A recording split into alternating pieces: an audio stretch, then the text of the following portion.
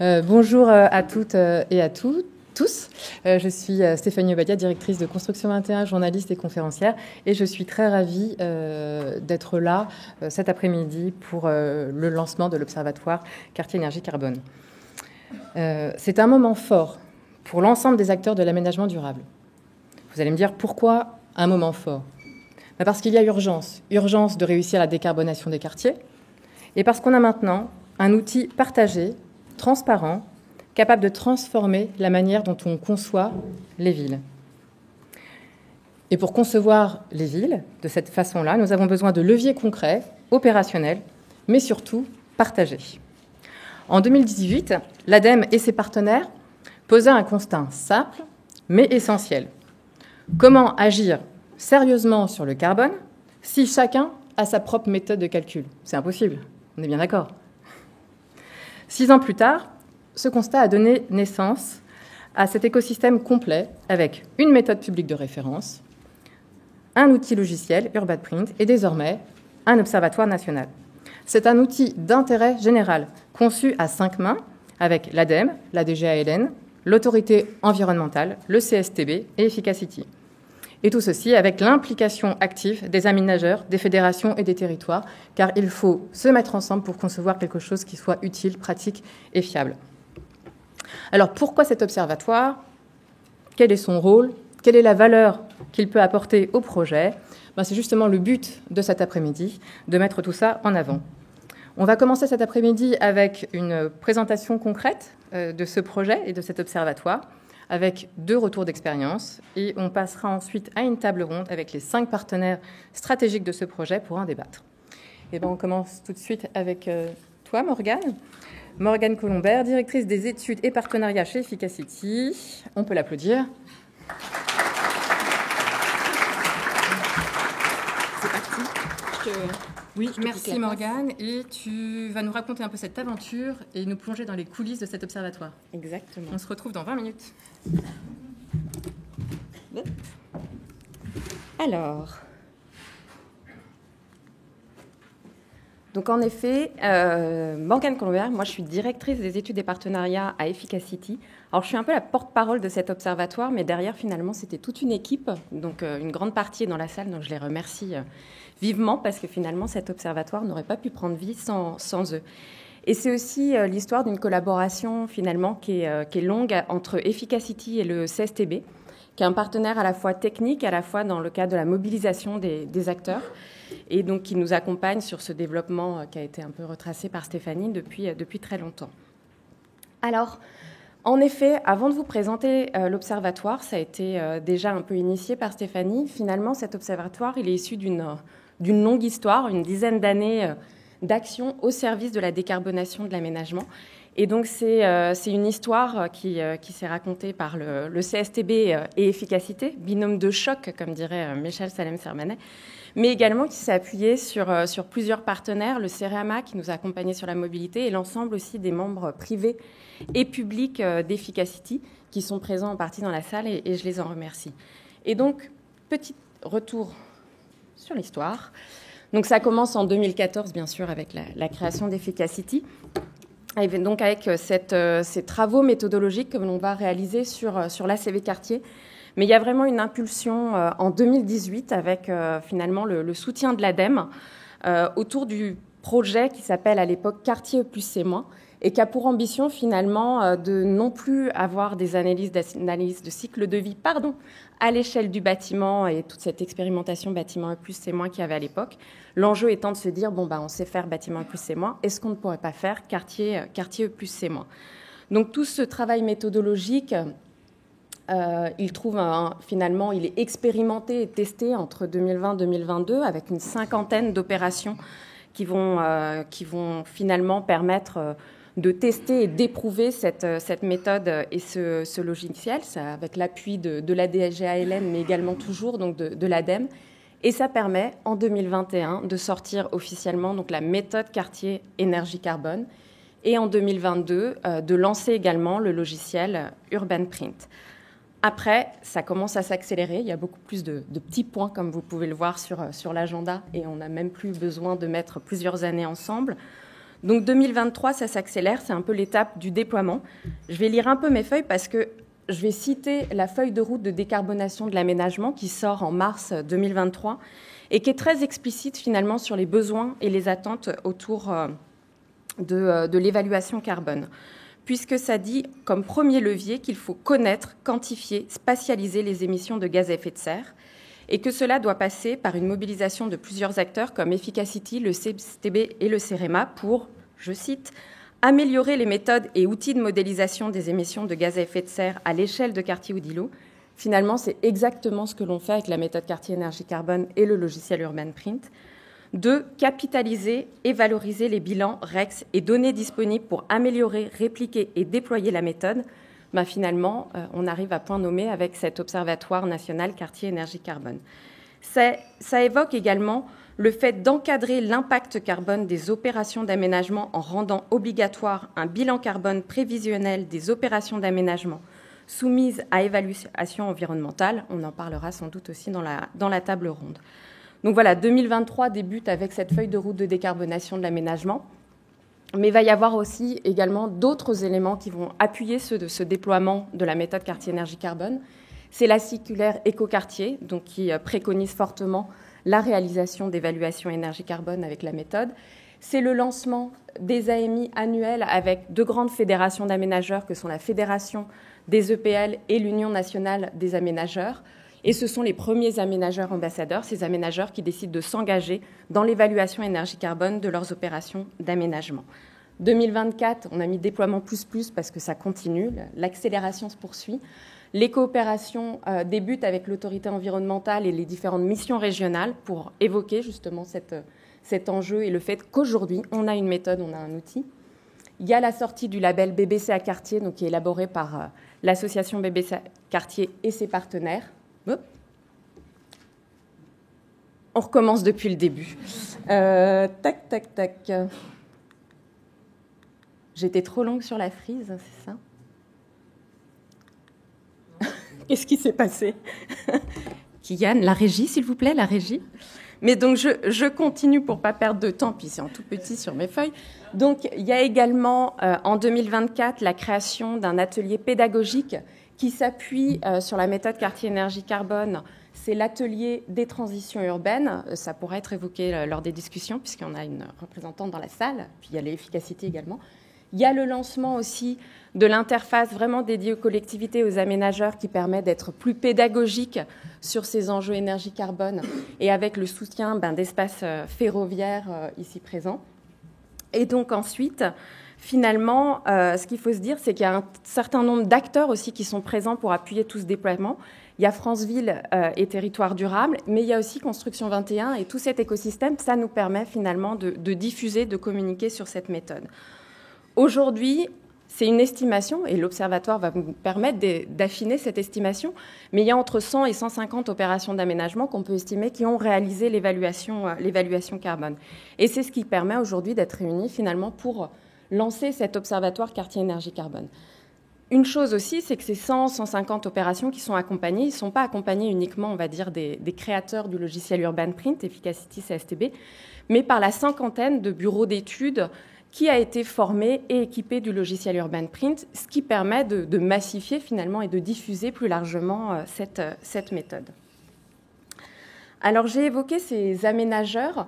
C'est vrai que c'est assez important d'évoquer ces aménageurs ambassadeurs ou ces collectivités aussi ambassadeurs, parce que plus généralement, ces acteurs, ce sont des acteurs qui se sont engagés finalement dans la généralisation, dans la systématisation de l'évaluation carbone de leurs opérations, à travers des partenariats avec nous, l'achat de licences, la réalisation, l'inscription dans leur référentiel d'aménagement bas carbone de cet enjeu en matière d'évaluation carbone.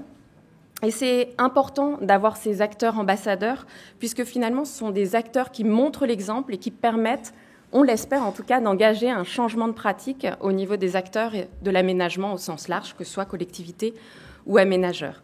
Et donc, on a des grands aménageurs privés qui s'y mettent de plus en plus. On espère que les PAMARN et Bordeaux-Air Atlantique sont les précurseurs au fait que les EPA commencent aussi à systématiser ces évaluations carbone. Et il y a bien sûr les grands EPL d'aménagement Il y a eu en première ligne Opidea, Europolia, il y a également la CEMAPA.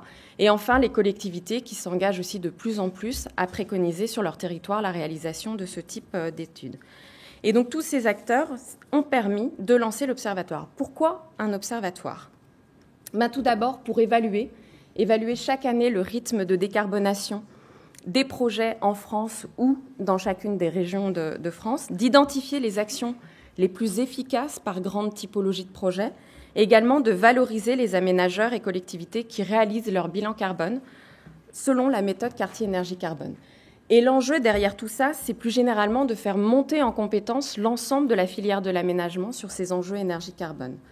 Alors aujourd'hui, on a 101 projets dans l'observatoire, soit plus de 10 millions de mètres carrés de bâtiments modélisés, l'équivalent du 16e arrondissement où on se situe aujourd'hui en matière de surface modélisée, et un peu plus que la population de Nice en usagers équivalents. Donc on commence finalement à avoir de plus en plus d'opérations qui sont modélisées. Alors, si on commence à regarder la tête de cet observatoire, donc en fait, vous allez bien sûr pouvoir retrouver ce qu'on retrouve assez classiquement dans un observatoire, c'est-à-dire un onglet avec Frequent Asking Questions, une page de contact pour nous contacter, avoir des informations sur l'observatoire, nous demander comment est-ce qu'on peut déposer l'opération dans l'observatoire, même si ces éléments-là sont décrits. Mais vous allez avoir aussi un onglet sur la méthode quartier-énergie-carbone qui va permettre de revenir sur les grands principes de la méthode, les différents contributeurs qui sont évalués dans le cadre de cette méthode quartier-énergie-carbone, les différents indicateurs de résultats que l'on peut retrouver dans cette méthode quartier-énergie-carbone et un certain nombre de ressources, des rapports, un lien vers la méthode quartier-énergie-carbone qui restera hébergé dans la librairie ADEME. Mais donc voilà, ça va permettre de rassembler finalement un certain nombre d'informations sur cette méthode. Et surtout, ce qui fait le cœur finalement de cet observatoire, c'est les données, les datas qu'on met à disposition. Des données qu'on va donner à l'échelle nationale, régionale, la liste des projets, et également, progressivement, d'année en année, des publications à analyse thématique qui seront réalisées sur la base des données présentes dans cet observatoire. Et donc, si on se focalise un petit peu plus sur les données, donc on va avoir des représentations souvent cartographiques qui vont permettre de savoir combien de projets sont présents dans l'observatoire, combien par région sont présents dans l'observatoire. Et donc, on va pouvoir faire des focus également régionaux, donc là, par exemple, sur l'Occitanie, et on va pouvoir préciser aussi, on peut l'avoir à l'échelon national, mais aussi régional, l'ensemble des opérations qui sont accompagnées. Alors, on ne le voit pas très bien là, mais ce qui est intéressant, c'est que sur cette liste de projets, on voit le nom du projet, le nom de l'aménageur, les surfaces rénovées, mais surtout, s'ils sont, oui ou non, labellisés BBCA Quartier, et également s'ils sont engagés dans la démarche éco-quartier. On trouve aussi l'année de saisie ou de modélisation.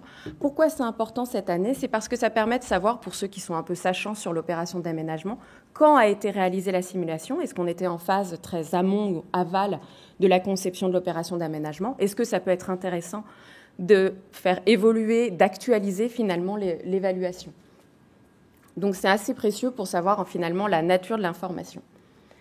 Ensuite, vous pouvez avoir donc différentes données, résultats, donc des impacts énergie-carbone bien sûr, les leviers énergie-carbone qui sont le plus activés dans les opérations présentes au sein des opérations d'aménagement de l'observatoire, et aussi des éléments pour décrire la nature des opérations d'aménagement qui sont présentes dans l'observatoire. Si je fais un petit focus sur le graphe par exemple qui est ici, on s'aperçoit que les actions qui sont aujourd'hui les plus engagées dans le cadre des opérations de l'Observatoire, c'est les réseaux thermiques. En deuxième, il me semble, c'est réduction des parkings souterrains. Puis ensuite vient la production solaire, la valorisation des biodéchets ou encore les matériaux biosourcés, géosourcés. Et on le voit par rapport au pourcentage qu'à chaque fois, c'est un regroupement finalement de ces leviers qui sont activés. L'enjeu, ça va être aussi de réussir dans les années à venir à croiser les résultats énergie-carbone avec les leviers d'action, typiquement, qui sont engagés. Ça, ce sera on espère, la V2 de l'Observatoire. On est en train d'y travailler. Autre type de résultats, alors c'est vraiment des premiers résultats. Vous aurez la possibilité d'aller fouiller dans cet observatoire à partir de demain. Il sera officiellement mis en ligne. Il y a quelques éléments aussi d'information qui sont présents dans la plaquette. Je ne vais pas vous analyser dès maintenant les boîtes à moustaches. Dans la plaquette, vous verrez un descriptif de la façon dont on peut lire ces représentations, mais qui sont très intéressantes parce qu'elles permettent de montrer la diversité, la variabilité des résultats finalement d'une opération à l'autre, et pourquoi c'est intéressant de finalement aussi regarder les résultats sur sa propre opération. Donc là, c'est une boîte à moustaches qui voit l'impact au niveau des projets présents sur les produits de construction, énergie, déchets, eau, mobilité, chantier, qui sont les grands contributeurs présents dans la méthode quartier énergie carbone. On voit également 2 indicateurs qui sont assez intéressants parce qu'ils montrent finalement que ça avance en matière de diminution des impacts carbone. L'impact moyen de l'aménagement par usager par an, il est à 1,18 tonnes d'équivalent CO2, donc ce qui est positif. Et le score carbone, c'est-à-dire la réduction carbone par rapport à une opération de référence qui est le projet business as usual en gros, et à moins 18,2%. Donc c'est une valeur médiane, ça veut dire qu'il y en a qui sont en haut, il y en a qui sont au-dessus. Alors cet observatoire, ce qu'il faut se dire, c'est qu'il est aujourd'hui rendu possible, ça a été évoqué, par l'existence de cette méthode quartier énergie carbone qui fait référence, ce qui permet de faire des analyses, des statistiques que l'on ne pouvait pas encore faire il y a 4-5 ans. Et pour que l'observatoire réponde à ces objectifs, il est important que les projets puissent évaluer leurs opérations et nous donner accès à ces évaluations pour qu'on puisse s'en saisir et les utiliser pour actualiser au fur et à mesure cet observatoire. Alors finalement, je conclurai en disant que ou que nous, puisque je vais inclure l'équipe observatoire, on compte sur vous pour réaliser des évaluations et puis aussi pour nous les transmettre. Je te repasse la parole. Merci. Merci Morgane.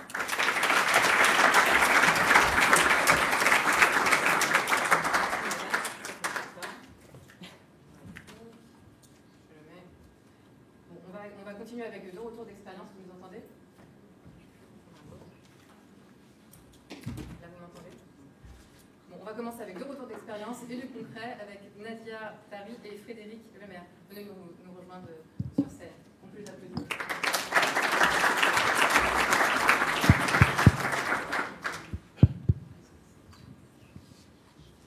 Frédéric Lemaire, vous êtes directeur opérationnel d'Eiffage Aménagement. Vous remplacez, Nicolas Gravier devait être là, mais il s'en excuse.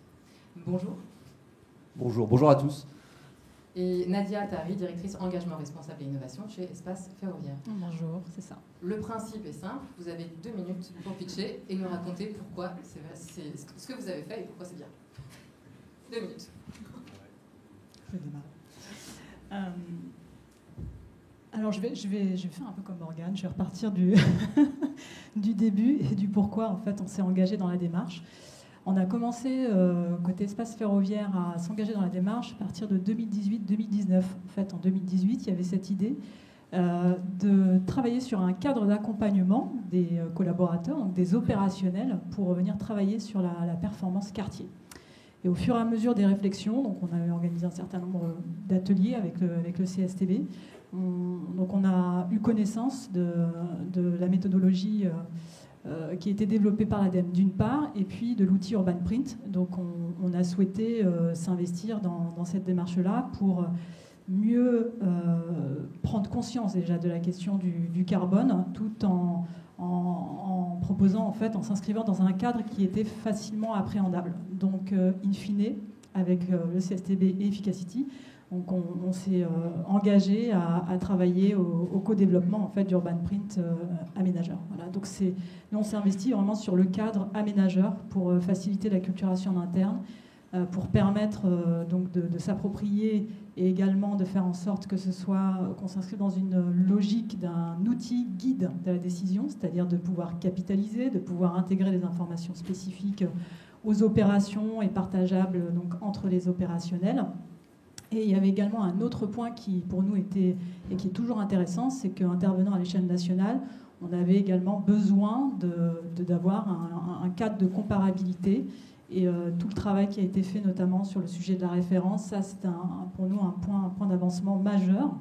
Et aujourd'hui, donc, on le décline à l'échelle opérationnelle. Donc, il y a bien sûr toute la dimension opérationnelle en interne, mais pas seulement. Il y a aussi un autre volet qui est intéressant du point de vue de la RSE, j'ai envie de dire, puisque dans le cadre notamment des engagements qui sont pris en interne espace ferroviaire en lien avec le groupe SNCF, il y a notamment un indicateur carbone qui est aussi attendu dans le cadre donc, comité d'engagement, donc ça participe aussi de l'évaluation et de la mesure en fait, de cet indicateur-là.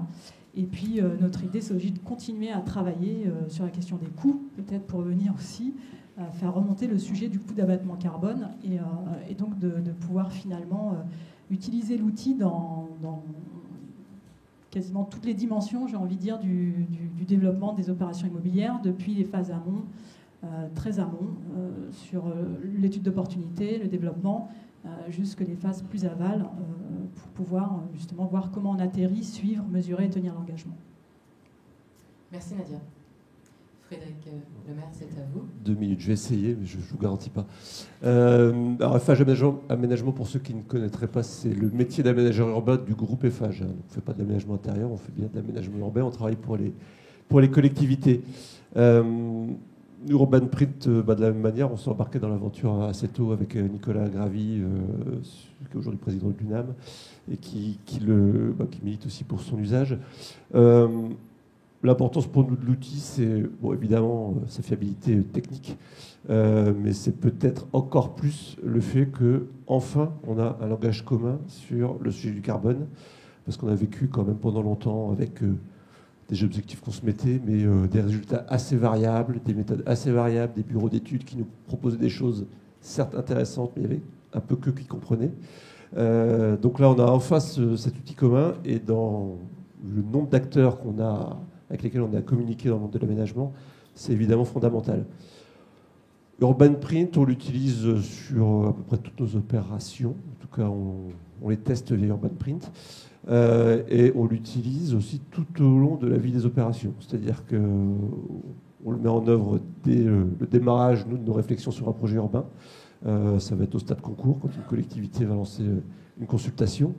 Donc déjà, à ce moment-là, on va tester les hypothèses qu'on souhaite mettre en œuvre. Et puis, on va aussi pouvoir les présenter à la collectivité qui, inévitablement, nous aura demandé un certain nombre de performances et puis d'objectifs en matière d'énergie et de carbone. Donc ça, c'est la première étape, c'est de pouvoir communiquer au stade concours. La deuxième étape, quand on gagne, c'est de pouvoir asseoir la stratégie énergie-carbone d'un quartier, parce qu'on connaît relativement bien les coûts sur les différentes actions que vous voyez dans le petit graphique précédemment. Et là, on sait aussi mesurer l'impact carbone, donc ça permet de bien placer les curseurs et de mettre l'effort essentiellement financier, pas que, mais surtout financier, au bon endroit. Donc dans la mise en œuvre d'une stratégie, c'est évidemment fondamental. Très vite après, vient le temps de l'étude d'impact, parce que tous nos projets d'aménagement y sont soumis. Donc on remet nos études d'impact. Alors pareil, on a eu une époque où on avait des pavés pas très compréhensibles, d'autres moments où on était un peu léger sur l'énergie et le carbone. Alors on avait des retours d'autorité environnementale qui nous disaient votre étude d'impact elle est vachement bien. Et puis alors la biodiversité, il y a 100 pages, on sent que vous avez tout regardé. C'est juste dommage, vous avez que 2 pages sur le carbone. Donc là, on arrive enfin à faire mieux. On arrive à démontrer pourquoi on met en œuvre telle ou telle stratégie et à objectiver la performance. Donc ça, je pense que c'est aussi une attente de l'autorité environnementale. En tout cas, ils nous l'ont dit assez clairement. Aujourd'hui, on n'est que dans la mesure. Peut-être demain, on sera peut-être encore un peu plus dans la contrainte. Donc c'est d'autant plus nécessaire d'avoir cette vision-là. Et simplement pour finir, on s'en sert évidemment bien sûr quand on est dans une démarche écoquartier, puisque ça permet aussi de démontrer les vertus de ce qu'on met en œuvre. Et puis ce qu'on commence à essayer de faire, c'est le début, j'espère que ça va prendre. Là on l'initie à Antibes, c'est qu'on se sert d'Urban Print, toujours pareil, pour justifier nos performances, pouvoir démontrer les vertus de nos projets, et on va en appui avec l'Adréal et la collectivité aussi aller faire un peu notre pub auprès d'acteurs locaux qui sont eux plutôt des consommateurs de carbone et qui vont peut-être, on l'espère, venir aussi financer nos projets pour contribuer indirectement à réduire leur impact en nous aidant financièrement et donc en réduisant aussi indirectement. Merci Nadia et Frédéric. Est-ce que justement évaluer, calculer vous permet d'être meilleur en quelque sorte ? en tout cas, déjà, effectivement, ça nous permet de mieux prendre conscience en fait, de l'impact. Je pense que ça, c'est un point qui est important, de voir les marges de manœuvre qu'on arrive en fait, à dégager et à créer. Donc on est aussi dans une démarche en marchant, démarche d'amélioration, jusqu'à un certain niveau d'avancement évidemment de l'opération. Et c'est un outil qui permet de mener vraiment une réflexion de fond en fait, à l'échelle des opérations et qui est intéressant pour ça. Oui, je pense qu'il nous permet d'être meilleurs parce que surtout il nous permet d'être plus convaincants. Quand on va parler avec des élus, de pouvoir leur dire voilà ce qu'on vous propose et c'est partagé avec la communauté scientifique, avec les organismes de l'État qui vont aussi instruire le projet. Forcément, ça va avoir plus d'impact et puis ça va aussi simplement contribuer à la pédagogie générale qui est aussi nécessaire pour être meilleur. Merci Morgane, Nadia et Frédéric. Y a-t-il des questions dans la salle? La première est souvent la plus difficile. Non, on continue? Ah, une question. Si vous pouvez vous présenter. Je suis Moussa Faouni de l'atelier Franck Beauté pour l'ingénierie environnementale. J'ai une question juste sur l'outil Urbain Print. Je sais que monsieur le maire, en fait, vous l'avez utilisé pour l'un de vos projets. Je souhaite savoir quels sont vos retours sur cet outil. Il y avait des comparaisons avec d'autres et quelque chose comme ça. Alors, je ne vais pas faire de comparaison avec d'autres parce que c'est vrai qu'aujourd'hui on est engagé avec Urban Print, donc on n'a pas vocation non plus à tester et comparer différents outils. Ce que je peux vous dire, c'est que la petite diapo que je voyais tout à l'heure avec les retours d'expérience, enfin les premiers retours d'expérience d'Efficacity, on tombe aussi nous à peu près dans les mêmes valeurs de projets qui réduisent entre 1 à 2 tonnes de moins par habitant et par an, après en fonction du projet, des critères, etc. Mais on retombe à peu près dans les mêmes échelles. Y a-t-il une autre question? Bon, je vous en pose une dernière. Est-ce que vous voyez justement des leviers désormais à activer pour le rendre encore plus perfectible? Nadia Effectivement, le levier qu'on essaie d'explorer, il y en a deux, je l'évoquais tout à l'heure, la question des coûts, bien sûr, pour essayer d'avoir une vision globale et puis d'avoir une dimension coût d'abattement. Je pense que ça, c'est un point qui est intéressant. Puis il y a évidemment celui de la mobilité, qui est un grand sujet, complexe à aborder, mais qui effectivement reste à approfondir et à activer potentiellement. À mesure aujourd'hui, on complète finalement l'utilisation aussi de l'outil par des évaluations justement complémentaires sur des sujets spécifiques. Mais voilà, ça peut être des points effectivement à creuser. Merci. Et vous, Frédéric? Un peu la même réponse. On sait que le sujet de la mobilité est très, très important et pèse très lourd dans l'impact carbone des quartiers. On sait aussi que c'est extrêmement compliqué à modéliser. Enfin, on le pressent, même si nous, on n'a pas directement les mains dedans. On a des sujets pas simples. En tout cas, on a encore du mal à vraiment arriver à comparer quand on est sur quand on doit comparer de la démolition-reconstruction. Un sujet très concret, de devoir justifier une démolition, reconstruction et densification à côté d'un transport lourd. Est-ce qu'on est plus performant que si on faisait une simple rénovation, mais que du coup on recrée un besoin peut-être moins bien desservi, qui a plus d'impact. Enfin, c'est extrêmement complexe, mais on sent que oui, on va avoir besoin d'avancer ensemble là-dessus. Mais on est déjà très content d'où on en est aujourd'hui. Merci à vous trois. On peut vous applaudir. Merci.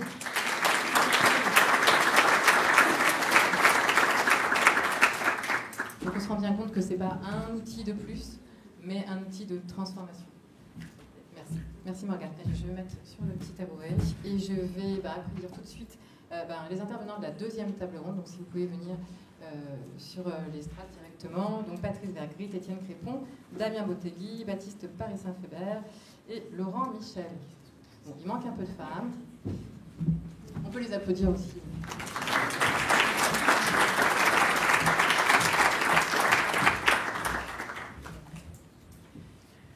Bonjour à vous tous. Donc Patrice Vergrit, vous êtes président d'Efficacity et également élu local.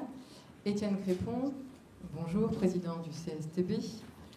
Damien Bottegui, directeur de l'habitat, de l'urbanisme et des paysages de la DGAN. Baptiste Périssin-Faber, directeur général délégué de l'ADEME. Et Laurent Michel, président de l'autorité environnementale. Ravi de vous avoir donc autour de la table pour justement comprendre cet outil, comprendre quel est son rôle, quel est son intérêt, même si on l'a compris, et puis quels sont les développements à venir. Donc on va commencer avec un premier tour de table, puisque finalement vous avez tous contribué à cet outil. Pourquoi cet outil, pourquoi cet observatoire est stratégique? Et je commence par vous, Damien. La DGAN, si j'ai bien compris, a piloté une feuille de route de la décarbonation en 2023. Quels sont les grands axes de cette feuille de route et en quoi l'Observatoire devient un appui concret de cette stratégie pour évaluer et piloter?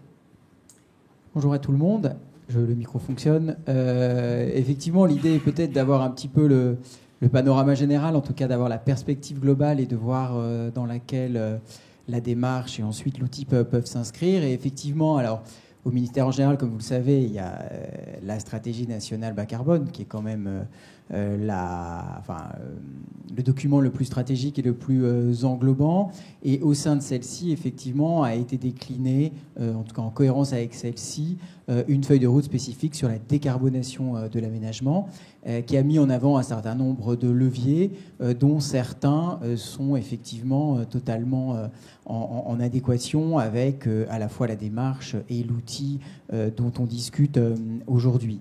Un des leviers principaux est d'abord d'intervenir sur les secteurs urbanisés existants et de pouvoir donc, dans une logique de mutation des espaces existants, améliorer la décarbonation et lutter évidemment contre l'émission des gaz à effet de serre. C'est le levier numéro 2. Mais on a d'autres leviers qui sont beaucoup plus spécifiques et qui font vraiment écho à la démarche engagée par Efficacity. Et je mettrai en avant notamment deux leviers. Le levier 1, qui porte sur la connaissance et donc précisément sur les outils de modélisation carbone et qui est présenté comme connaître, quantifier, spatialiser les émissions de gaz à effet de serre ainsi que territorialiser la trajectoire. Et donc l'objectif ici était effectivement, et c'est tout à fait la démarche engagée, donc c'est pour s'inscrire dans la cohérence, de pouvoir comparer les scénarios d'aménagement et d'améliorer la prise de décision avec l'optique d'être le plus en amont possible. C'est un enjeu important, mais je suppose que nous y reviendrons. Et il y a un autre levier qui est le levier numéro 6, qui est vraiment sur la réduction des émissions de CO2 de l'acte d'aménager, avec la généralisation de l'éco-conception d'une part, et d'autre part, la généralisation de l'analyse en cycle de vie. Et donc ces deux leviers-là, qui sont des leviers très opérationnels, qui sont conçus pour l'aménagement public, j'y reviendrai peut-être après, mais aussi pour l'aménagement privé, même si évidemment le ministère ne peut pas imposer quoi que ce soit, mais en tout cas impulser une dynamique globale, c'est d'utiliser ces leviers-là pour améliorer la décarbonation du bâtiment d'une part et d'autre part de l'aménagement. Voilà. Et l'offre de service d'Efficacity, effectivement, s'inscrit totalement dans la cohérence de ces leviers, puisqu'en utilisant la méthode, l'outil, notamment UrbanPrint, permet effectivement de disposer de l'outil de modélisation carbone et énergie dont le levier que j'ai mis en avant faisait allusion. Et l'Observatoire, lui, qu'on salue donc aujourd'hui, permet de capitaliser les connaissances, de les partager et je crois de participer à un développement le plus en amont possible dans les opérations d'aménagement pour l'intégrer dès le début de ce dispositif. Voilà, c'était pour expliquer un petit peu ce qu'a voulu faire la feuille de route et peut-être la logique dans laquelle, entre autres, la démarche peut s'inscrire. On voit bien que concevoir dès l'amont, peut-être, est un élément phare en fait, de la décarbonation. Merci Damien. Baptiste, l'ADEME soutient cette méthode, je crois, depuis le début. Enfin, c'est pas je crois, j'en suis certaine. Donc depuis le début, est-ce que tu peux rappeler l'implication de l'ADEME et puis quelle est ta vision de l'Observatoire? Oui, bonjour à toutes et à tous. Alors, à l'ADEME, compter des tonnes de carbone, ça fait vraiment partie de notre identité. Donc, bilan carbone, début des années 2000. Donc là, c'était à l'échelle des entreprises. Et il y a quelques années, quand on a vu des aménageurs commencer à prendre des engagements de neutralité carbone, Damien l'a rappelé, dans la SNBC, il y avait ensuite une feuille de route de la décarbonation de l'aménagement. On a vu aussi émerger des méthodes pour aller faire ces bilans carbone à l'échelle de quartier pour l'usage des aménageurs. Et alors c'était très bien, hein, il y avait beaucoup de créativité et des méthodes un peu différentes qui émergeaient, mais le problème après c'est que ce n'était pas comparable. Et donc là on s'est dit, bon, il y a un nouveau défi dans la comptabilité carbone, on va essayer d'y répondre et donc de prendre un peu de hauteur et de regarder la focale au niveau du quartier pour qu'on ait une méthodologie transparente, publique, fiable et puis qui donne des résultats comparables entre eux.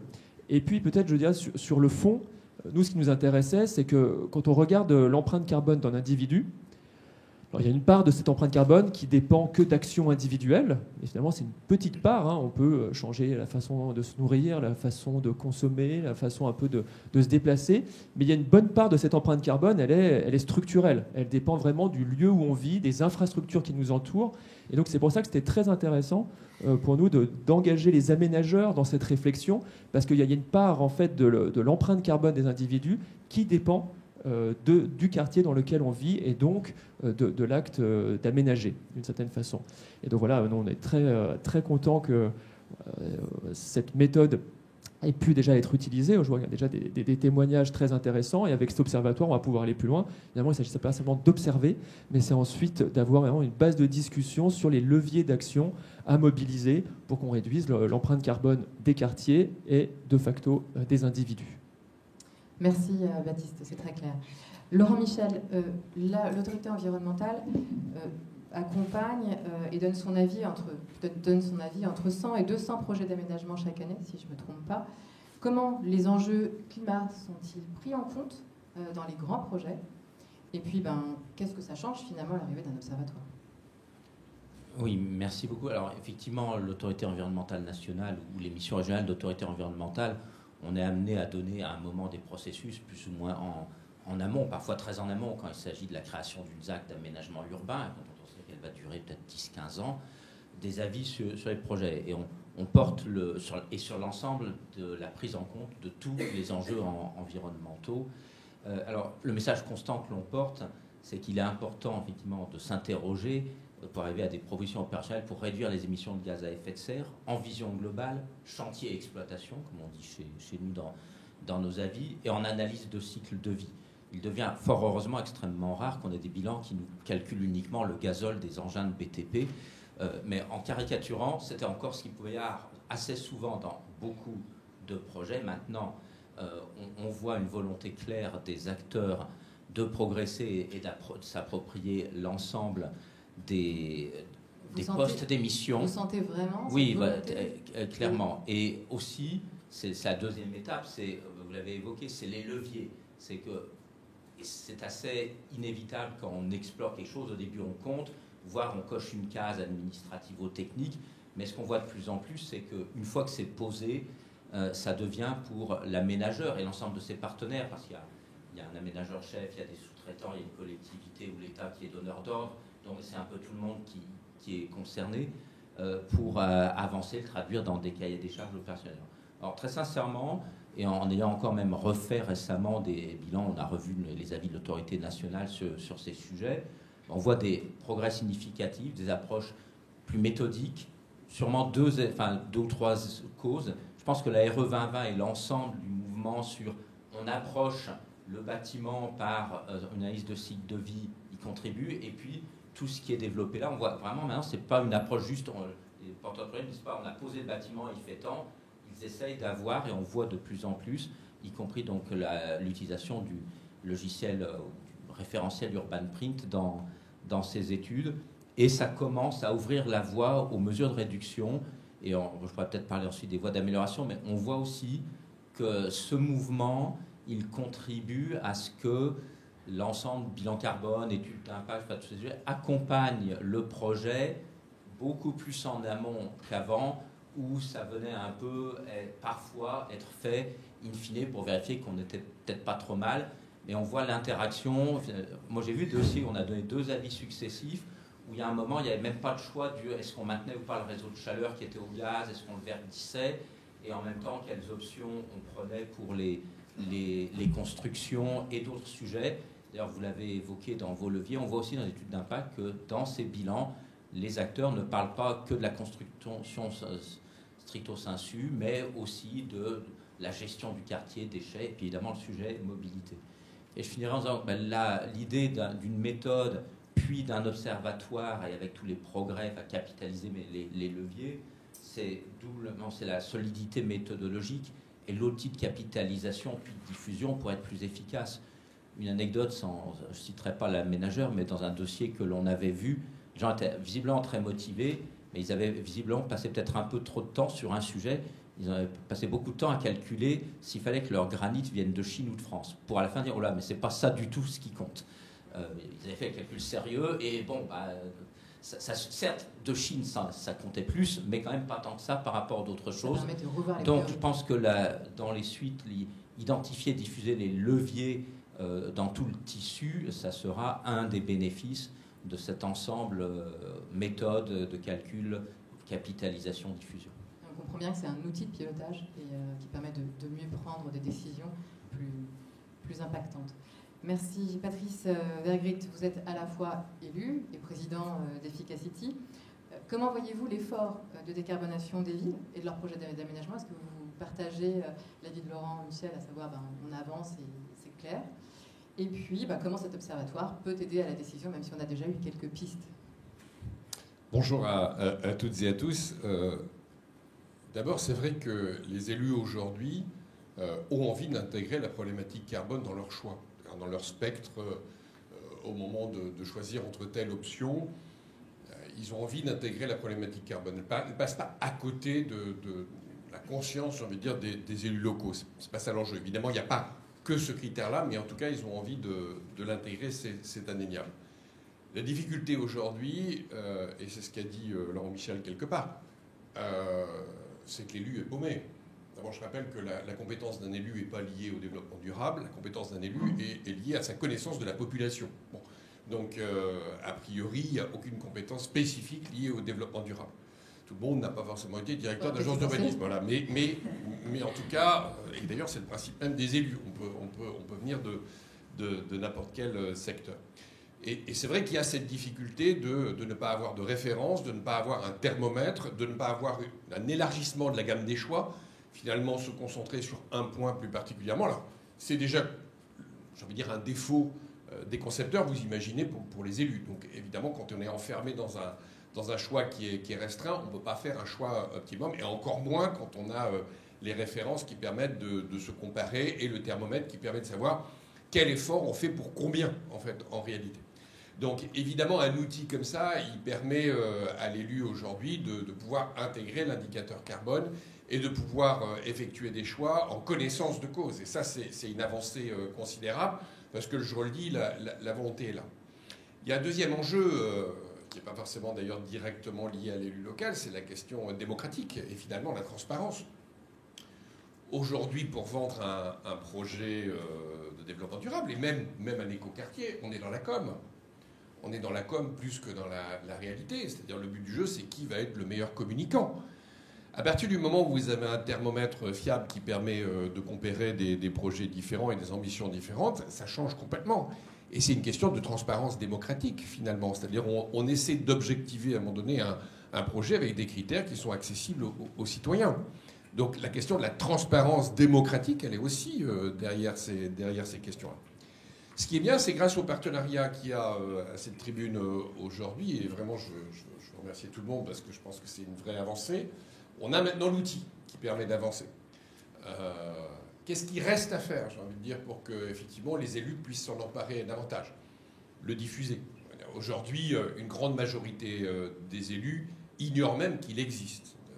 Je ne suis même pas sûr qu'ils connaissent les personnes qui sont autour de cette table. Peut-être un peu plus l'autorité environnementale, quand même, un peu plus. Je ne sais pas pourquoi. Ou la dame aussi, parce qu'il y a du pognon. Mais le but du jeu, effectivement, c'est de pouvoir diffuser cette connaissance. Alors, s'appuyer évidemment sur des collectivités locales et aménageurs pionniers. Ça marche toujours comme ça. Il y a toujours des premiers qui lancent l'initiative. Moi, je me félicite que Toulouse ou Lille s'emparent de ces outils aujourd'hui. À Toulouse, d'ailleurs, Au passage, l'outil a quand même rendu bien service pour faire évoluer un projet. Je pense à Matabio en particulier. Mais il faut aussi que des aménageurs s'en saisissent. Donc on est tous ici autour de la table à essayer de lancer l'étape suivante, qui sera l'étape de la diffusion. Alors c'est vrai qu'on ne peut pas imposer, mais il va falloir quand même y aller. Hein. Voilà, je pense que l'autorité environnementale va devoir mettre plus que des préconisations pour utiliser ces outils. La DGALN va quand même devoir l'imposer à l'écoquartier. Je dis juste pour la DGALN quand même. Dunkerque, qui a un écoquartier, on ne m'a même pas imposé de faire un bilan carbone. Bon, donc je suis dans la com. Donc, je pense qu'à un moment donné, dans le cahier des charges de l'écoquartier, il faut aller un cran plus loin. Il faut obliger aujourd'hui, effectivement, un bilan carbone. Je pense qu'aujourd'hui, effectivement, des financements même de l'ADEME doivent être conditionnés à ça. Enfin, je pense qu'il faut, certes, pas imposer, mais il va falloir quand même être un petit peu plus insistant, je pense, sur l'utilisation des outils. Ce qui permettra d'alimenter, du coup, l'observatoire, qui donnera du coup plus de références, qui permettra de mieux se situer globalement, parce qu'évidemment, plus il y en aura dans cet observatoire, plus on pourra s'y identifier où se situe le projet. Et enfin, et là je parle pour l'État, pouvoir mesurer si oui ou non, au cours de ces années, on est dans la trajectoire de décarbonation de l'aménagement. Parce que comment on va évoluer dans 5 ans si ce qu'on fait en termes d'aménagement, c'est mieux qu'aujourd'hui? Il va falloir aussi là un thermomètre national. Et l'agrégation de tous les résultats qui auront lieu dans les différents quartiers, s'il y en a de plus en plus, cette agrégation nous permettra de savoir si effectivement le pays est sur la bonne trajectoire ou si au contraire on est en train plutôt de stabiliser en la matière. Merci. Communiquer c'est bien, mais communiquer avec des chiffres c'est mieux. Nettement mieux. Damien, je rebondis sur ce que vient de dire ce que vient de dire Patrice Delet, pardon. Est-ce qu'on pourrait rendre obligatoire finalement un bilan carbone dans le cadre d'un quartier, comme on l'a fait pour le bâtiment avec une réglementation? On n'irait peut-être pas jusqu'à la réglementation, mais est-ce qu'on ne pourrait pas imposer davantage? Alors, effectivement, je crois tout à fait que la question se pose.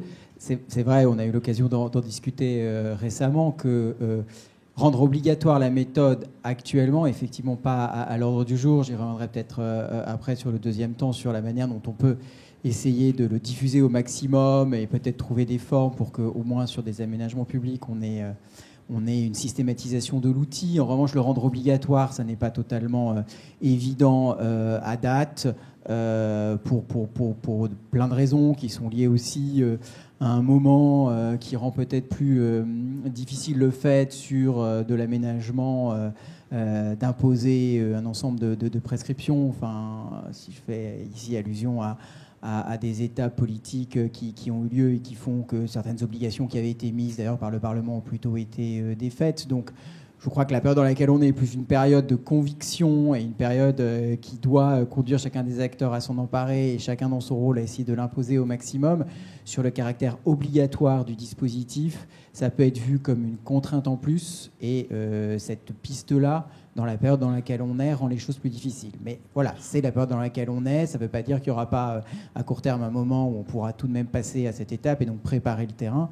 Voilà. Mais en toute honnêteté, je pense qu'à court terme, ça n'est pas évident d'être dans une logique de caractère obligatoire. Voilà. Merci Damien. Bon Patrice, c'est pas gagné, mais le combat continue. Étienne, le CSTB est un expert du bâtiment et vous êtes aujourd'hui sur l'échelle du quartier.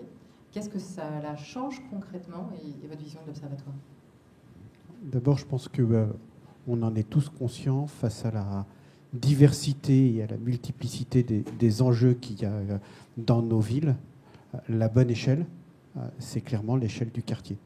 On ne saura pas retravailler le bâti existant tout en développant les mobilités douces, tout en limitant l'impact carbone, en adaptant les territoires au changement climatique, si on raisonne purement et simplement à l'échelle du bâtiment. Il se trouve que la réglementation ne peut se faire qu'à l'échelle du bâtiment, parce que c'est à cette unité-là qu'on a un propriétaire, qu'on a un maître d'ouvrage. Mais on le sait bien, pour régler les problèmes, pour répondre aux défis qui seront ceux de la population et de notre pays dans les années à venir, la bonne échelle, la seule échelle pertinente, c'est clairement l'échelle du quartier. Et c'est vraiment dans cette logique-là de savoir apporter des réponses, trouver des réponses qui soient pertinentes à l'échelle du quartier et derrière déclinables à l'échelle du bâtiment, que le CSTB s'est dès l'origine mobilisé pour la création d'Efficacity, il y a de ça une quinzaine d'années, et a accompagné Efficacity dans tous ses travaux scientifiques pour développer Power10 d'une part, UrbanPrint d'autre part, les deux outils de simulation sur l'énergie et sur le carbone. Donc une échelle beaucoup plus large qui permet finalement d'avoir des outils de décision qui sont peut-être plus larges et plus appropriés et peut-être revoir en fait les synergies entre les bâtiments à l'échelle du quartier. Exactement. C'est vraiment, on le sait, ça a déjà été expérimenté, et ça, y compris au millénaire passé, hein, les foisonnements de parking entre bureaux et commerce. J'en ai fait dans une vie antérieure à Saint-Quentin-en-Yvelines, mais il faut aller beaucoup plus loin. Et ça ne peut vraiment se concevoir qu'en ayant une approche globale à l'échelle du quartier. Tout à fait, on a parlé d'énergie aussi tout à l'heure, c'est dans la même lignée. Merci Étienne Crépon. Damien Bottegui.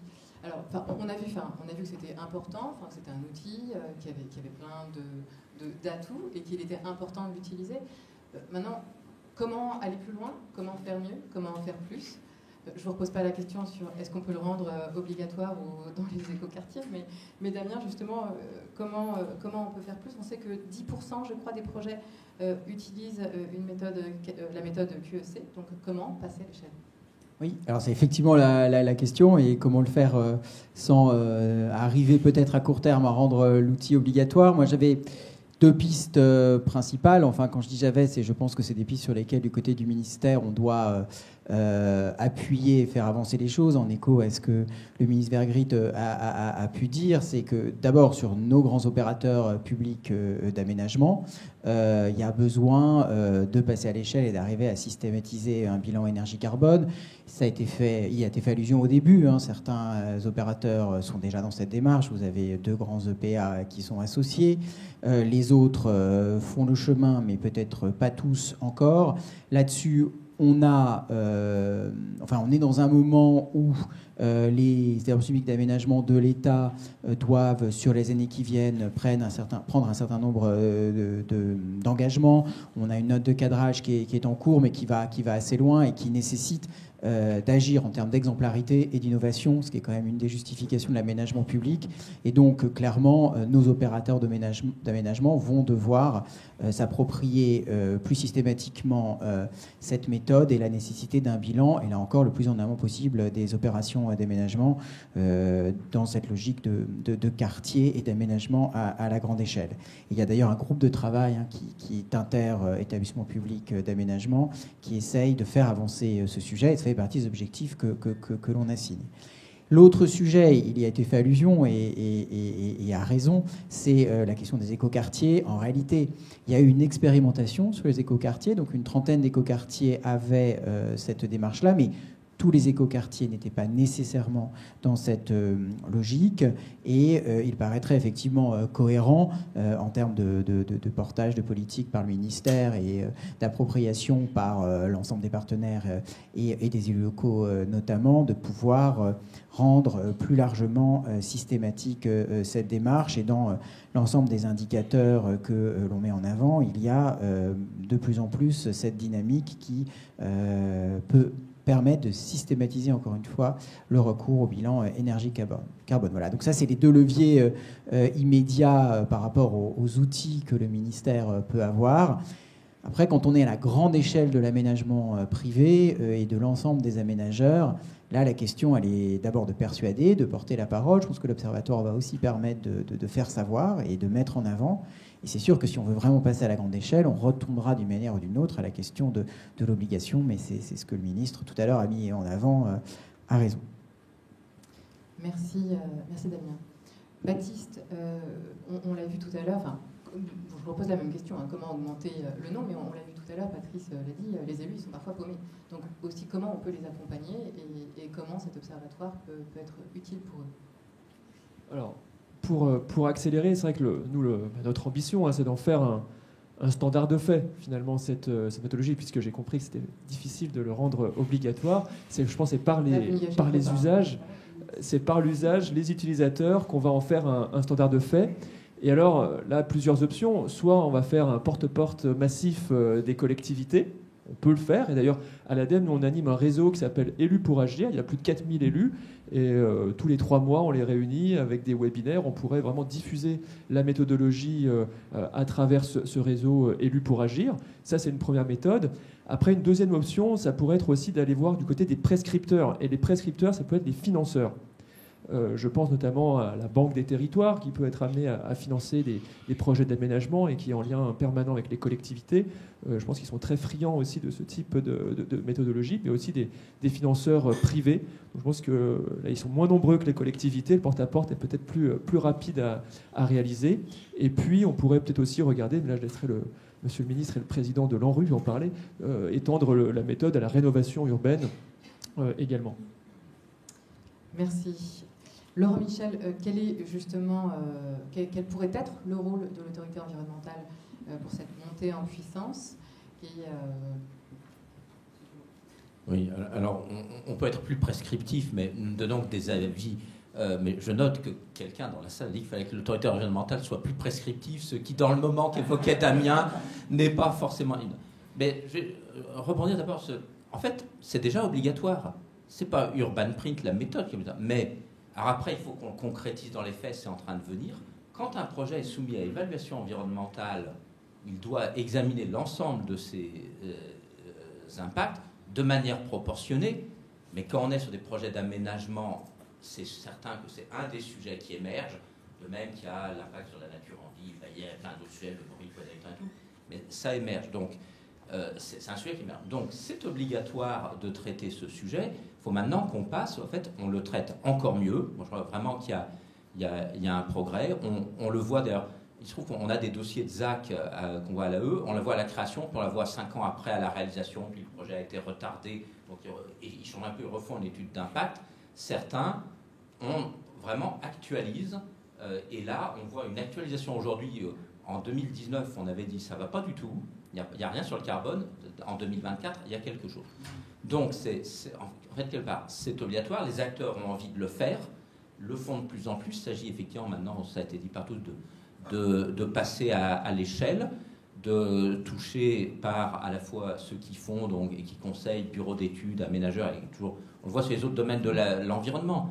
Un projet il marche bien sur la biodiversité si le bureau biodiversité il a accompagné depuis le début le porteur de projet qui a pu changer ses choix, etc. Donc c'est cette union dans la réalisation et par les prescripteurs, il en a été cité, je ne vais pas les en nommer. Mais je crois que cette différence, il faut aussi l'accompagner d'un message, in fine, c'est faisable.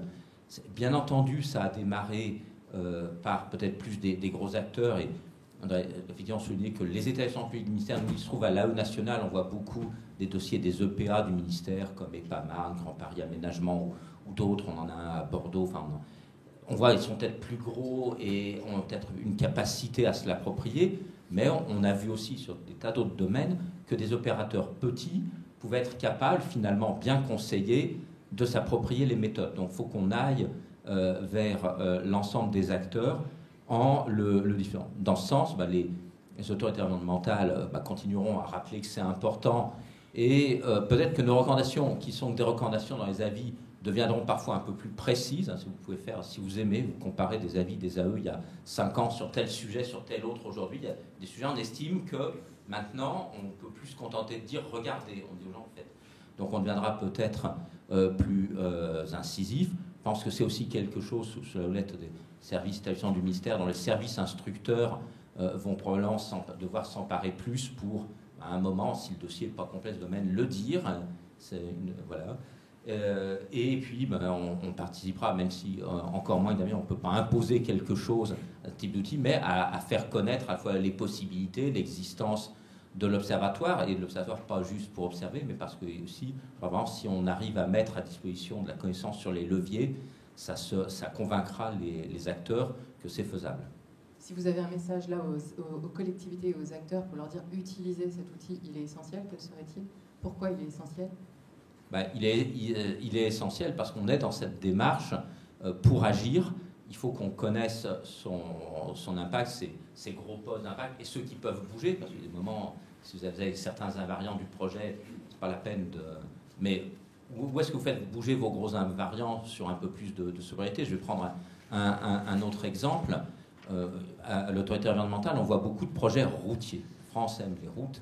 Il y a des endroits où c'est encore nécessaire, mais on peut faire une route avec un peu moins de carbone. On n'est pas obligé de la faire à 2 fois 6 mètres. Vous pouvez faire un peu moins grosse. Vous pouvez prendre diverses options un peu plus sobres. Même dans une 2 fois 2 voies, elle peut être plus sobre. Et voilà, donc on peut aussi se poser et donc, pour se poser toutes ces questions, c'est essentiel d'avoir un outil. Et puis, il sera essentiel aussi parce que quelque part, il va faire des économies de temps et d'argent. Est-ce que la France doit être un État décentralisé ou pas? C'est pas la question. Mais on va peut-être pas, dans chaque commune, réinventer Urban Print, si vous me permettez. Monsieur le ministre. Merci. Patrice Vergret, justement, comment continuer à développer cet outil? Peut-être un mot sur l'ANRU et sur l'outre-mer et l'international, parce que ce sont aussi des pistes de développement, voire des inspirations. Oui, Laurent Michel est modeste, c'est certes pas prescriptif, mais l'avis de l'autorité environnementale pèse sur les acteurs locaux, en particulier au moment de l'enquête publique. Hein. Donc ça pèse lourdement, je peux vous le dire. En ce moment, je le vois.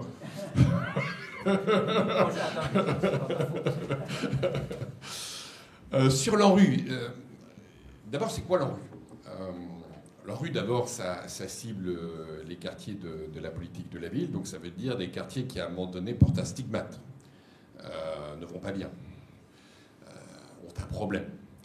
Et à l'intérieur de ces quartiers de la politique de la ville, l'ANRU traite plus particulièrement ceux qui ont un problème urbain. Donc là où le stigmate a aussi une cause urbaine, ou en tout cas peut être résolu par une transformation urbaine. Donc du coup, on est bien sur une question d'aménagement, on est bien sur une question urbaine, et on est bien dans une logique de réparation de la ville. Mais réparer pour faire quoi? C'est ça qui va avec l'ANRU d'ailleurs.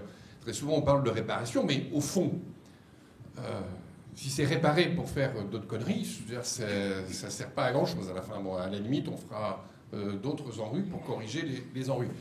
Donc à un moment donné, on se pose la question évidemment au niveau de l'ANRU, de la ville qu'on est en train en réalité de fabriquer avec l'ANRU aujourd'hui. On investit beaucoup d'argent pour transformer un certain nombre de quartiers, mais au fond, on produit quoi? Surtout quand on parle de quartiers qui sont déjà stigmatisés, qui connaissent déjà des difficultés, qui concentrent même des difficultés, cette concentration des difficultés amplifiant d'ailleurs la dynamique. Donc forcément, on est obligé de se poser des questions de qu'est-ce qu'on fabrique comme ville à l'ANRU, et est-ce qu'on fabrique bien la ville durable avec ces enjeux prioritaires. Donc oui, je pense que les quartiers de la rénovation urbaine, et il y a une démarche qui est en cours, ça peut être un bon terrain d'essai et de diffusion, à mon avis, de ce type d'outils, parce que précisément là, on doit faire l'effort de penser la ville à 40 ou 50 ans, et donc moderniser encore plus les outils pour l'an. Le travail est en cours, il y a déjà eu des quartiers qui ont été directement concernés, qui doivent être d'ailleurs, je pense, dans les 101 qui sont là. Essayer de le généraliser dans une ANRU 3, puisqu'on est en train de parler de mission de préfiguration pour l'ANRU 3. Moi, ça me paraît pertinent. En tout cas, ça fera partie de la réflexion de ce qu'on doit mettre dans l'ANRU 3. Vous savez qu'il y a pas mal de questions qui se posent au niveau de l'ANRU 3. Il y a évidemment la question financière, ça tout le monde l'a en tête, vous l'avez compris. Il y a aussi la question du périmètre. Est-ce qu'on s'adresse toujours au quartier de la politique de la ville, ou est-ce qu'on va un peu plus loin? Je pense en particulier à des centres-villes, de villes moyennes ou de petites villes qui aujourd'hui connaissent des taux de vacances de logement très élevés, avec des logements obsolètes qui nécessitent une restructuration urbaine importante. Est-ce que l'expérience de l'ANRU, ça permet d'aller plus loin ou pas? Ça serait une question à trancher. Mais il y a aussi des questions de méthode. C'est-à-dire qu'est-ce qu'on doit revoir dans la méthode de l'ANRU pour encore améliorer les choses? Ça peut en faire partie dans ce dernier élément. Et je serais ravi évidemment de travailler avec l'ADEME pour qu'on voit si effectivement dans cette mission de préfiguration on va plus loin ou pas. Ça c'est pour l'ANRU. Ensuite pour l'élargissement de la réflexion, vous avez raison. Déjà commençons par nos départements d'outre-mer. C'est intéressant parce que finalement on est sur des contextes très différents. La Réunion, il y a un travail actuellement sur la Réunion pour adapter l'outil au climat spécifique de la Réunion. Je pense que c'est extrêmement pertinent. C'est un outil d'ailleurs qui a vocation à tirer des enseignements pour les élus eux-mêmes et pour les acteurs locaux pour pouvoir optimiser un certain nombre de projets. Je pense que c'est la première démarche à faire. Finalement, la France est riche de ses départements et territoires d'outre-mer et ça peut permettre justement de mondialiser l'outil et ne pas rester simplement finalement sur le territoire métropolitain. Donc ça, à mon avis, c'est un premier pas vers l'international parce que ça permettra d'adapter l'outil aux différents contextes. Et puis l'ouverture à l'international, quand j'étais président de France Ville et Territoires Durables, je plaidais pour que la France défende son expertise, sa vision aussi de la ville durable à la française à l'échelle internationale.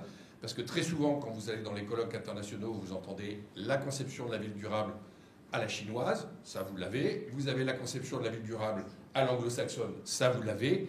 Mais la ville durable à la française ou à l'européenne, vous ne l'avez pas trop. Et je trouve que, alors qu'on a plutôt une expertise forte en la matière, je trouve qu'on l'exporte très peu, en fait, en réalité. On la défend pas assez à l'échelle internationale, sauf que notre conception de la ville durable n'est pas celle des Américains et n'est pas celle des Chinois. Et je trouve que là-dessus, on est en train peut-être de perdre une bataille idéologique à l'échelle internationale. Donc je me bats aussi pour ça. Et là aussi, on a un outil qui a vocation, à mon avis, à se disséminer. Aujourd'hui, Efficacity est en lien avec le Maroc et on travaille avec ça. Mais ça doit être, à mon avis, le début de quelque chose qui doit être beaucoup plus large. Soyons un peu plus ambitieux. Alors, c'est soit l'Europe, soit la France, peu importe, mais soyons plus ambitieux à l'échelle internationale et arrêtons de nous faire marcher sur les pieds par des conceptions de la ville durable qui ne sont pas les nôtres. Voilà, qui ne sont pas les nôtres. C'est sûr que d'autant qu'il y a des standards qui sont en train de se mettre en place en Chine, etc., qui ne correspondent pas du tout à nos standards. Donc effectivement, défendre la vision de la ville durable, mais déjà il faudrait la cadrer pour la défendre. C'était l'objectif de France Ville et Territoires Durables, d'essayer effectivement de se mettre d'accord sur ce que sont les spécificités de la ville durable à la française. Déjà, on est une ville démocratique.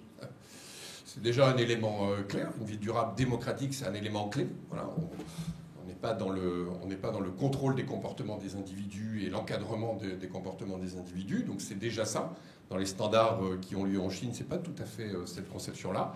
On n'est pas non plus sur la ville servicielle, définie et administrée par le marché. On est sur une ville régulée par la puissance publique. Voilà, il y a un certain nombre de caractéristiques spécifiques de la ville durable à la française ou à l'européenne, parce qu'on a à peu près la même culture à l'échelle de l'Union européenne. Et je pense que voilà, ça vaut le coup de le défendre un peu plus qu'on le fait aujourd'hui. Merci. Étienne Crépon, on commence à voir, je pense qu'on a quand même le leadership sur cette méthode. En tous les cas, on n'a peut-être pas le leadership sur la défense de la ville durable, mais on a le leadership sur cette méthode. Comment garder le leadership et comment défendre en fait notre vision et cet outil et le développer? Au CSTB, on travaille beaucoup sur la manière dont une innovation, une rupture scientifique ou technique va s'imposer sur le marché. Et ce qu'on constate, la modélisation qu'on en a faite, c'est qu'il faut d'abord de la science, ça a été fait. Il faut après un certain nombre de pionniers qui acceptent d'utiliser la science et de la confronter au réel. Et ça a été fait avec tous les aménageurs qui ont utilisé Urban Print. Et vraiment un immense merci à eux d'avoir accepté de jouer les cobayes. Et une fois qu'on a quelque chose de robuste, il faut tout à la fois des ambassadeurs, et ça, il faut trouver des ambassadeurs, les faire monter en compétences pour qu'ils sachent utiliser, pour qu'ils sachent aller porter la bonne parole. Il faut, comme le disait Baptiste, des prescripteurs qui vont conditionner leur accompagnement à l'utilisation d'un outil. Et une fois qu'on a ça, globalement, on atteint à peu près 60, 70, 80% du marché. Et c'est à ce moment-là, et uniquement à ce moment-là, que l'acte réglementaire a un sens. Tant qu'on n'a pas atteint ce niveau d'acceptation par le marché, on peut prendre un acte réglementaire, un décret, un arrêté, une loi, mais ce qu'on sait, ce qu'on constate factuellement, c'est que le marché n'y adhère pas. Et dans un secteur du bâtiment où l'art de ne pas respecter la réglementation est vraiment un grand art, en fait, la réglementation, elle ne sert pas à grand-chose. Et donc, par rapport à la question que vous posiez tout à l'heure et à laquelle a répondu Damien, nous, ce qu'on constate, c'est que l'acte réglementaire, s'il intervient trop tôt, je ne parle même pas de contexte politique que rappelait Damien, Si l'acte réglementaire intervient trop tôt, juste il est contre-productif. Il ne sert à rien. Et au contraire, il décourage les gens. Si par contre, il y a eu toute cette démarche de pédagogie qui prend du temps, alors dans ce cas, l'acte réglementaire devient naturel et juste la voiture balai pour éviter que les quelques mauvaises têtes, les passagers clandestins, restent des passagers clandestins. Mais c'est comme ça, dans un secteur aussi divers et complexe que celui de la ville et que celui du bâtiment, qu'une innovation, qu'une transformation, voire qu'une disruption, peut pénétrer le marché et peut venir imprégner l'ensemble du marché. Et je pense que ce qui est vrai sur des produits de construction, on a constaté que c'était vrai aussi sur les bâtiments, et je pense que c'est tout autant, voire encore plus vrai, à une échelle encore plus complexe qui est celle du bâtiment.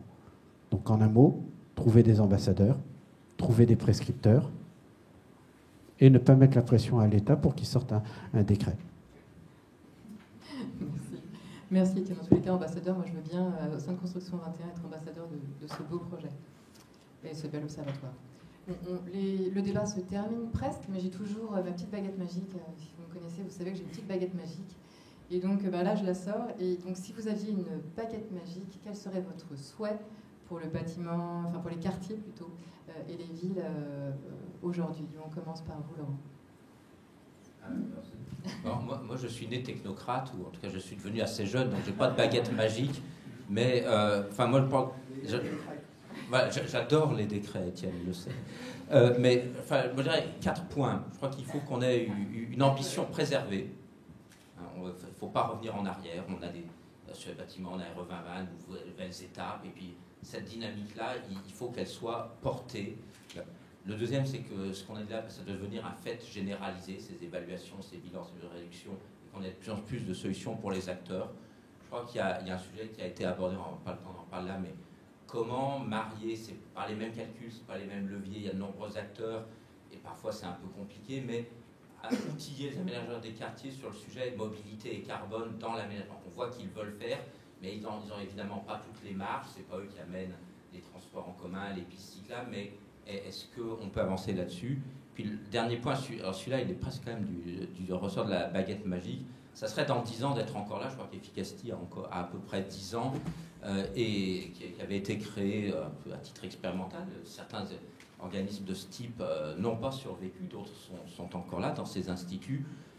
Pourraient être encore là tous, sur ces modes collaboratifs qui associent les établissements, certains on dirait très scientifiques, d'autres plus dans la diffusion, le soutien, les prescripteurs, les aménageurs, les collectivités, les bureaux d'études. C'est quand même quelque chose c'est guère que comme ça qu'on peut aborder ce genre de problème. Certains nous diraient dans l'ambiance actuelle, mais elle est en train de dire qu'il faut recréer un truc. Oui, mais je pense qu'il ne faut pas qu'on raisonne comme ça.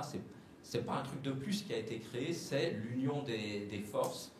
Alors, aujourd'hui, on n'aurait peut-être pas à le créer, parce que ça devient difficile. On dirait qu'il faut d'abord en supprimer 40 avant d'en créer un. Mais plutôt que de s'interroger sur les structures, qu'est-ce qu'on fait? Restons en travail collaboratif. Ça serait ça ma baguette magique sur ce sujet-là, ou d'ailleurs sur bien d'autres. Merci. Et puis rendez-vous dans 10 ans. Alors. Puis on fait un décret. D'ici là, il sera. À vous, Patrick Draguet. D'abord, une réponse à Étienne. Si je partage le fait qu'on n'est absolument pas dans le moment de l'obligation et du réglementaire, je pense qu'on n'est plus tout à fait non plus dans le moment de l'appel au volontarisme. Je pense qu'on peut être dans le moment intermédiaire de la réglementation du volontarisme. Qu'est-ce que j'avais proposé à Damien tout à l'heure? Non pas de rendre obligatoire, mais d'intégrer dans le cahier des charges des écoquartiers, qui sont des démarches volontaires, l'obligation. Et ça, c'est autre chose. Parce que l'écoquartier, il est imposé à personne. Ce label, il est imposé par personne. Il est souhaité à un moment donné. Sauf qu'aujourd'hui, je fais le constat que le label écoquartier, il n'engage pas sur la dynamique dont on a parlé aujourd'hui. Et je pense qu'il y a une étape intermédiaire, Étienne, entre l'appel et la réglementation, qui est la réglementation du volontarisme. C'est ce que je suggère au moins pour le label écoquartier. Si j'avais une baguette magique, j'aimerais bien qu'il fasse moins chaud. Et Et pour qu'il fasse moins chaud, il faut que cet outil se développe. Et qu'effectivement, il y ait... non, la baguette magique de l'élu, elle est évidemment dans la prise de conscience sur les questions qui sont devant nous. Je crois qu'on vient de passer le cap des 1,5 degré. C'est-à-dire il est devenu impossible aujourd'hui de tenir le 1,5 degré. C'était la semaine passée, je crois, ou il y a 15 jours, quelque chose comme ça. Donc c'est très symbolique quand même. Et l'élu que je suis sait très bien, dans un monde démocratique, que ça tient à l'opinion publique. Et voilà, parce que les élus ne sont jamais que le produit de ce que pensent les citoyens dans une démocratie. C'est le principe de base.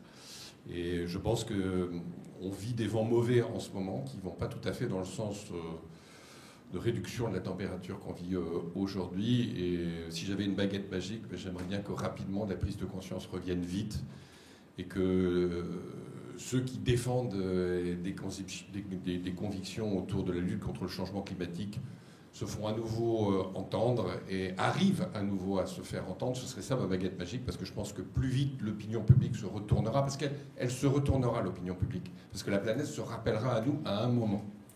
Sauf que s'il faut attendre la prochaine grande catastrophe pour pouvoir encore avancer sur la question de la lutte contre le changement climatique, on aura perdu un peu de temps, peut-être même beaucoup de temps. Donc si j'avais un peu de baguette magique, ce serait effectivement si on pouvait ne pas attendre la prochaine catastrophe climatique avant de se redonner une ambition politique, ce serait peut-être pas mal. Voilà. Merci beaucoup. Baptiste. Alors, pour la baguette magique, peut-être que si l'année prochaine, tous les aménageurs sont bilingues, quartier, énergie, carbone, et créer une coalition pour demander à l'État de rendre obligatoire la méthode. Voilà, je pense. Alors, Étienne a dit 80% du marché. Nous savons qu'on a une théorie du changement à l'ADEME où on se dit quand il y a déjà 30%, ça fait déjà une belle masse critique qui montre que c'est possible. Ouais, bon, on peut discuter sur le curseur de la masse critique qui permet de faire basculer. Merci Baptiste. Étienne.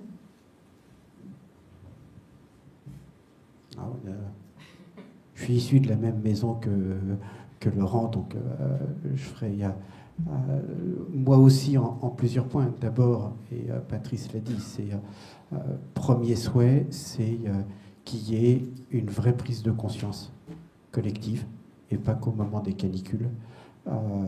Et ça, on a besoin d'avoir des données qui soient fiables, des données qui soient opposables.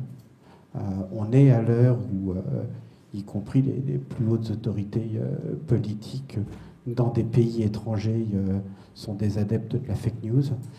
Le fait qu'on ait de ramener les sujets à des sujets scientifiques, à des sujets opposables, à des vérités opposables, me paraît quelque chose qui est absolument indispensable. Et ça, c'est pas une question de baguette magique, c'est une question de volonté collective des hommes et des femmes de bonne volonté qu'on est toutes et tous. Ça, c'est mon premier souhait. Mon deuxième souhait, ça serait que nos villes et nos quartiers soient adaptés au changement climatique. Parce que clairement, et c'est pas parce qu'on est en période de canicule, mais c'est la tempête qui va nous tomber dessus et à laquelle, aujourd'hui, objectivement, on n'est pas préparé. Et cet enjeu-là, il est majeur. Et le troisième souhait, qui est probablement le moins atteignable, c'est que nos villes et nos quartiers soient adaptables. On est aujourd'hui dans un monde qui est fondamentalement instable. Qui aurait prédit, il y a 4 ans, qu'on aurait une guerre en Ukraine, qu'on aurait une guerre au Moyen-Orient, qu'on aurait une inflation qui avoisinerait pendant 2 ans les 10%. On est dans un monde qui est instable. Et qui dit instabilité nous imposera collectivement, imposera à nos villes, imposera à nos bâtiments de savoir s'adapter.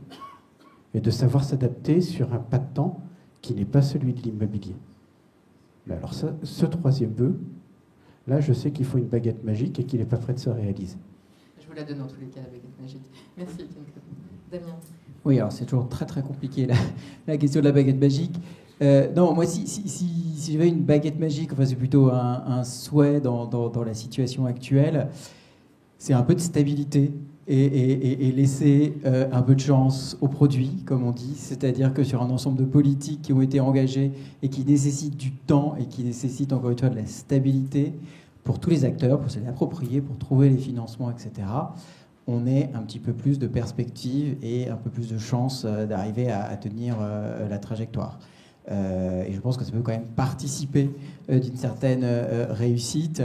Et si déjà on arrivait à ne pas remettre en cause les petites avancées et les grandes avancées qui ont eu lieu, ce serait déjà bien. Et je pense que, mais ça n'est pas facile dans la période, que ce serait effectivement très positif et que ça aiderait beaucoup. C'est certain. Merci. Merci à vous tous. On peut les applaudir. Merci.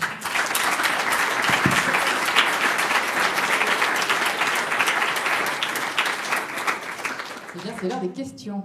Avez-vous des questions? On peut peut-être donner un micro. Il y en a un supplémentaire là. Ah, super. Merci. Bonjour, Michel Caron. Je suis président de CETEC, un des membres fondateurs, je crois, actionnaire fondateur d'Efficacity. Bravo pour la mise en place des thermomètres. Bravo pour... donc avec les thermomètres, on va pouvoir faire des cartes, et ces cartes donnent l'observatoire, donc on va avoir des cartes météo. Maintenant, on bute quand même tous sur une question, c'est comment est-ce qu'on devient incitatif pour faire cette transition. Et il y a un mot qui a été assez peu prononcé dans le panel, qui est le mot financement. Et c'est quand même un argument clé dans la désirabilité de cette transition écologique. Et on le voit de façon majeure en ce moment parce que ça recule de partout, beaucoup pour des questions d'économie, de compétitivité, d'autant plus que outre-Atlantique, les gens deviennent très décomplexés et ça commence à devenir un peu chez nous aussi. Et donc il y a du recul sur les ânes, il y a du recul sur l'éolien, sur le solaire. Enfin, il y a des tas de choses qui reculent en ce moment et qui butent devant cette équation économique.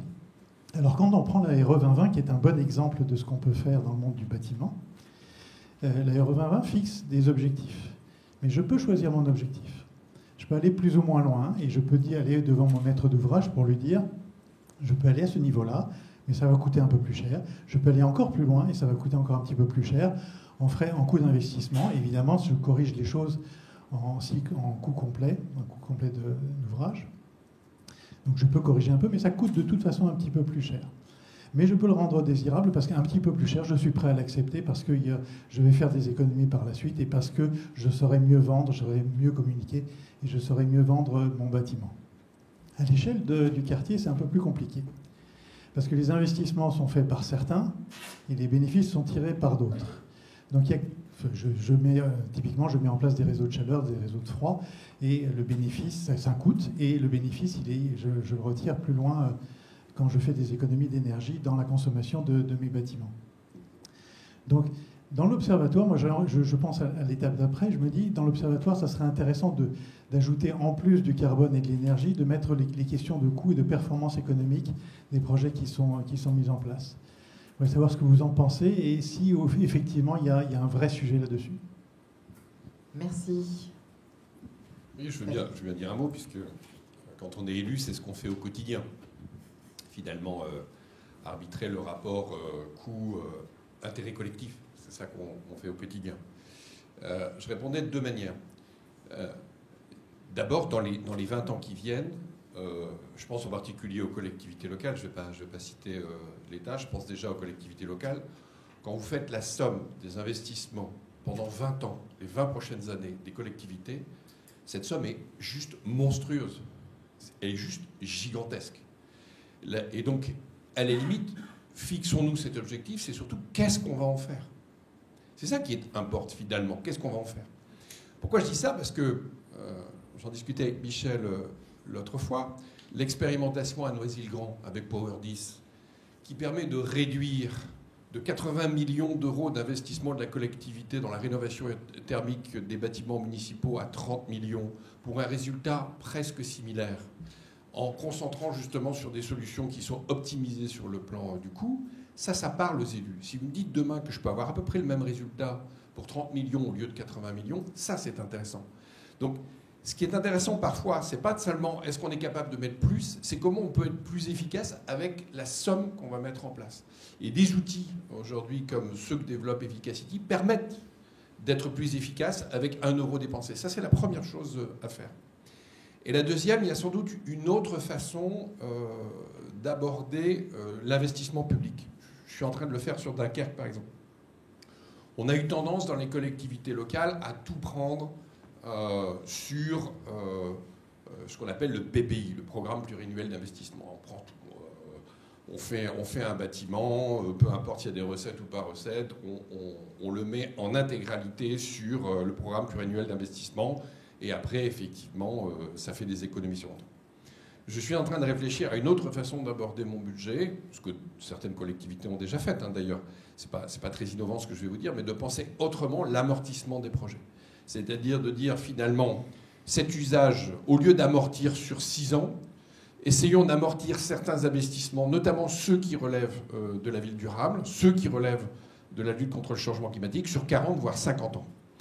Et d'ailleurs, j'étais avec le directeur général de la Caisse des dépôts la semaine passée pour dire, bon, comment vous nous aidez à construire les instruments financiers qui nous permettent d'amortir des investissements non plus sur 6 ans ou sur 10 ans, mais sur 50 ans, parce que c'est cet horizon qu'il faut se fixer aujourd'hui. Et donc, une autre façon aussi peut-être de regarder l'investissement, non plus chercher à l'amortir sur des durées courtes, mais sur des durées beaucoup plus longues, et du coup, ça nous donne une capacité d'investissement beaucoup plus importante que celle qui existe aujourd'hui. Donc moi, je pense que ça paraît être les 2 leviers aujourd'hui. Un, l'efficacité de l'euro dépensé par rapport à un certain nombre d'éléments environnementaux clés, première chose, et le carbone, ça en fait partie, la biodiversité aussi. Et autrement, et l'autre piste, j'ai envie de dire, c'est on est en train de parler d'une lutte contre le changement climatique qui va nous coûter très cher si on ne le fait pas aujourd'hui, et donc qui va nous coûter très cher dans 50 ans. Est-ce qu'on n'a pas intérêt à trouver un amortissement qui soit beaucoup plus long que ce qu'on fait traditionnellement aujourd'hui ? Il y a pas mal de leviers à penser et à activer. Damien, tu voulais... Une autre question, merci. Bonjour, Hugues Bellin, Crédit Mutuel Aménagement Foncier. Donc nous, on est une filiale de la banque Crédit Mutuel.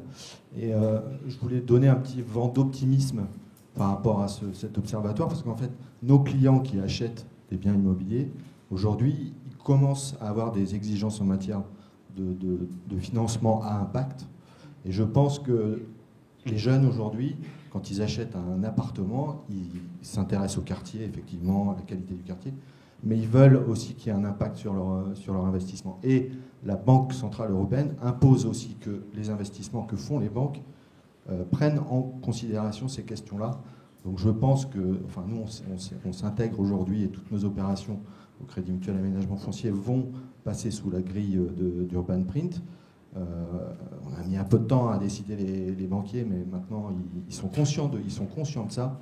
Et je pense que ça, c'est vraiment un élément important. C'est les clients finaux qui vont exiger aussi à terme ce contrôle des émissions de carbone de l'investissement qu'ils font. Merci. C'était plus une remarque qu'une question. Mais y a-t-il une autre question, remarque ? Oui, bonjour, Adam Postal de l'atelier Franck Boutet. C'est une question pour Monsieur Michel. Vous en avez déjà parlé un petit peu. C'est sur le sujet réglementation. Oui. Est-ce que, et si j'ai une baguette magique, vous répondez oui, mais est-ce que l'autorité environnementale a pour projet d'avoir une vraie exigence sur les quantités de carbone émises par un quartier et une vraie exigence en termes de résultats et de mesures, comme par exemple pour la biodiversité, quand il y a un impact sur une espèce protégée, etc. Il y a une vraie liste de mesures qui est assez lourde, de mesures d'évitement, de réduction, de compensation des impacts. Est-ce que c'est pour projet, même si les outils sont assez récents, de le faire aussi sur le carbone ? Parce que c'est un sujet tout aussi important. C'est un sujet, je rappellerai juste que l'autorité environnementale essaye d'éclairer le débat projet par projet, puis par des synthèses, mais prépare pas la réglementation, mais on est bien dans l'idée, Damien a évoqué, il y a eu la feuille de route décarbonation, il y a ces objectifs de décarbonation, il faut qu'on aille, ce qu'on appelle réglementation standard, il faut effectivement qu'on arrive quand même à ce que, en commençant par les plus grosses, qui sont parfois les plus grosses surfaces, c'est en impact que, en plus de ce qui est déjà clairement obligatoire, comme les réglementations construction ou du neuf ou de la réhabilitation, on est, à partir de la démarche, on compte, etc., il faut qu'on compte bien, et là on est sur le point d'y arriver. Il faut ensuite que les aménageurs fassent un cran supplémentaire que beaucoup ont fait. C'est au moins une première optimisation, voire une deuxième, pour que, en 2 étapes, à quartier donné, à projet donné, on réduise. Et puis parfois, en s'interrogeant, on ne prend pas telle option, ça nous fait un peu moins d'impact. Parce qu'à l'autorité environnementale ou nos collègues des missions régionales, je pense qu'on sera de plus en plus insistant dans les lectures que l'on fait des dossiers et des avis, dire, écoutez, 1, la démarche existe ou pas, 2, elle existe et elle est maintenant méthodologiquement fondée, 3, franchement, soit il y a déjà, au feeling, il y a quand même, on voit l'aménageur, enfin au feeling avec des données, l'aménageur s'impose à partir de ce bilan des choses, soit il n'en a rien tiré. À ce moment-là, pas grand-chose. Notre recommandation sera, et de plus en plus explicite, écoutez, il y a un bon bilan carbone mathématique, mais on ne voit pas ce que l'aménageur a fait pour réfléchir. Si, au moins à Dunkerque, semble-t-il, certains lisent les avis, mais on voit aussi les aménageurs, au-delà même de l'enquête publique et autres, ils disent, on a raté quelque chose, ils le font. Et la dernière étape, qui viendra plus loin, plus tard, c'est qu'effectivement, comme vous l'avez dit, pour les espèces protégées, il faudra qu'un jour, il y ait un regard des services instructeurs, dire, bon, là, on est à peu près bon, au moins, on a atteint les bons standards, ou on ne les a pas, nous, services instructeurs, on demande quelque chose de plus. Pour ça, c'est évidemment plus compliqué, parce qu'il faut qu'il y ait justement des référentiels partagés, mais clairement, côté autorité environnementale, on va sur ces sujets, sur d'autres, dans des gradations, au fur et à mesure qu'un sujet mûrit en importance et en appropriation, qui sont plus précises. Prendre un autre exemple, je dis qu'on a beaucoup de dossiers de route, ce n'est pas un jugement de valeur. Les recommandations de l'autorité environnementale, aujourd'hui, quand on a un dossier de route, c'est vraiment, il y en a, vous pouvez aller lire les derniers, on dit le bilan carbone n'existe pas, il faut vraiment le refaire.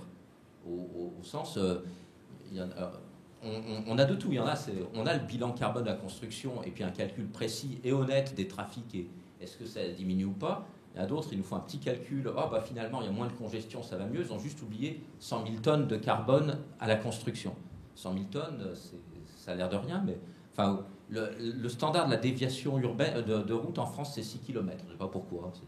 C'est comme ça, c'est les villages fontants, etc. 6 km, vous pouvez aller entre 30 et 100 000 tonnes de carbone. Il faut quand même qu'on les compte. Donc on dit dans les avis de l'autorité environnementale, si ce n'est pas bien compté, vous avez droit à une recommandation un peu pénible, enfin un peu vigoureuse.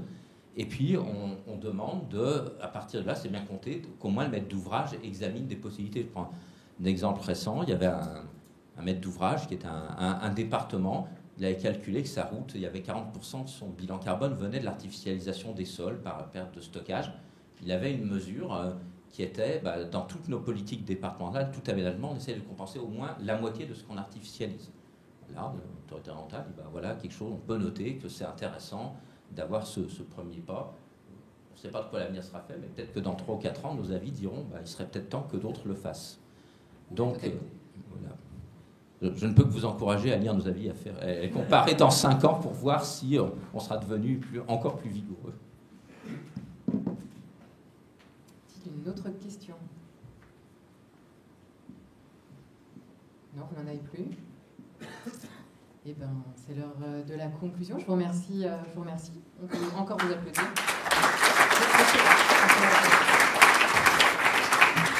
Vous pouvez rester là, Baptiste. Vous pouvez rester là. Bon, allez. Patrice, du coup, vous restez seul. Non, mais simplement une conclusion pour dire merci. D'abord, merci à tous ceux qui ont permis de faire cet après-midi. Merci aussi à tous ceux qui ont permis de faire l'outil dont on est en train de parler aujourd'hui, cet observatoire, puis évidemment les logiciels qui sont derrière, évidemment les équipes qui les ont conçus, mais aussi les partenaires. Tiens, là, on avait les partenaires. C'est un travail collectif et je veux vraiment les remercier parce que parfois, travaille sur le développement durable, c'est pas simplement du professionnalisme, c'est aussi un peu de militantisme. C'est même peut-être parfois beaucoup de militantisme. Et donc voilà, je veux les remercier vraiment et leur tirer un grand coup de chapeau pour, au-delà du professionnalisme, avoir ce petit degré de militantisme qui vous permet d'aller plus loin collectivement. Voilà. Merci beaucoup.